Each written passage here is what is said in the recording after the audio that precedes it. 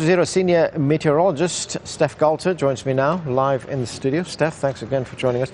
A few developments in the past few minutes. One, we're hearing from Hawaii. They're now on, well, the watch has now turned into an evacuation order. People are being asked to move away from the coastline. The other is NOAA, that's the National Oceanic Atmospheric Agency in the United States, is now saying that the whole of the Pacific Basin is now a tsunami warning area. I wouldn't be surprised at that at all. And the problem with tsunamis is they actually move quite fast. They can move around 700 kilometers per hour. And that's because they effectively move like shallow waves because they have such a long wavelength. They just ripple along the surface. So they can move incredibly fast. Having said that, fortunately, the Pacific's absolutely massive. So although they move relatively fast, we still have a while before it will actually hit. So we've got time to evacuate people like we're seeing in Hawaii and elsewhere where we're likely to be hit. Now, another alarming thing that we've also just heard in the past few minutes, the Japanese authorities now saying that they expect another strong earthquake. Yes. Statistically, it is very likely that we are going to get some more earthquakes that are going to be strong. We've already seen aftershocks that have been over 7 in magnitude, and that would be a very large and potentially devastating earthquake if it happened on its own. But after this 8.9 earthquake, a lot of the buildings, a lot of the structures are likely to be damaged anyway. So another big hit on that, it could well bring more down. It's likely to be worse than just a 7 magnitude earthquake on its own after this one. Now, when we talk about seismic activity, of course, Japan is prone to earthquakes. It's not the first time it's happened there. It's not going to be the last time it'll happen there. What exactly is taking place on the surface of the Earth? We've got this picture showing the different plates that we've got around Japan. We've got the Pacific plate and the Philippine plate to the east of Japan, and then to the west we've got the Eurasian plate and the North American plate.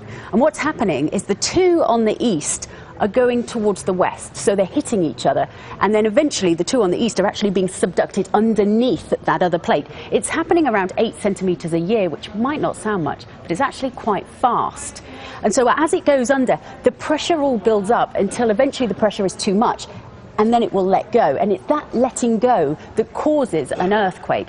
And subduction is the worst type of earthquake if you're looking to avoid a tsunami, because as the earth gets dragged underneath, it will get pulled and pulled until suddenly it'll flick back, and it's that flicking motion that will cause this tidal wave, and that's what we're seeing now. And it's no surprise that the word tsunami is a Japanese word. That's where we saw them first. That's where they were noticed first, and it actually means a harbour wave in Japanese. Right, and we're looking at a picture of the wave right now. Getting back to the surface, as we can see over there with that wave barreling down towards the coastline.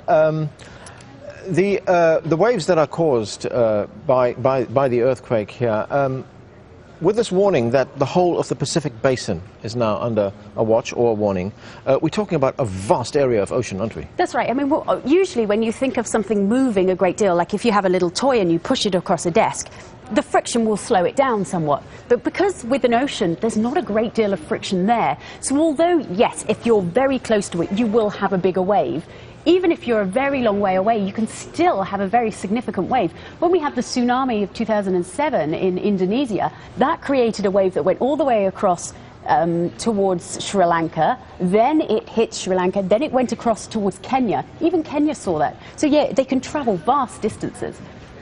And how good is the science got right now? Because, I mean, we have this earthquake. I mean, this is very large. We've been told it's the 7th most powerful one in history, and we're expecting another powerful earthquake. So, in terms of predicting what's going to happen, how good is it? Not so good, to be honest. We're very good at predicting that there will be, statistically speaking, there will be aftershocks, there will be strong, then they'll gradually decrease, and then things will return to normal. But we still didn't know that this earthquake was going to be this strong. We didn't know that it was happening. Even on Wednesday, when we saw quite a lot of seismic activity in this area, we didn't know that those were pre-shocks until now we've got this massive 8.9 earthquake. We can look back and say, that's what those were. They were just pre-shocks. But we had no way of knowing that until this one hit. And the best defense that all these countries have is just to tell their people, to move away. That's right. There's a series of buoys around the Pacific, and those can tell you how the wave is travelling, how fast it's travelling, and how bad it is. Because remember, over deep water, the waves are actually really very negligible. You often can't see them. It's only as they go into shallow water, the waves actually amplify, and then they become big. So when they're travelling over the very deep Pacific, you might not know they were there unless we've got this whole series of buoys, which fortunately we do. So we can now give a lot more warning than we could in the past. Okay, Steph, thank you very much for that.